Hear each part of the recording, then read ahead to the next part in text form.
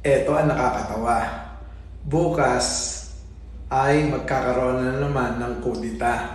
Kukunin yung pagiging Senate President kay Alan Peter Cayetano. Ngayon, ano kayang gagawin ni Bato ngayon? Magpapakita ba? Totoo ba na si Bato nagtatago lang dyan sa Senado? Di magkakabukingan na.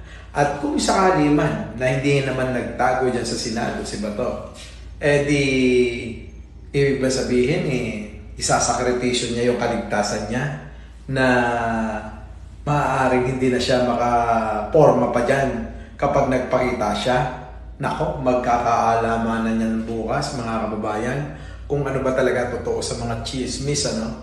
Kasi chismis nasa loob lang daw ng Senado na anytime pag nagbotohan na ibasura na yung impeachment trial labang kay Sara Duterte ay lilitaw daw.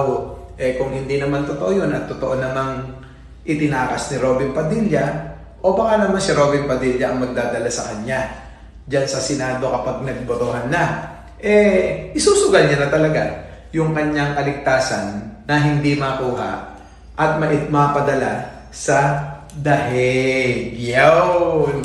Excited ako bukas.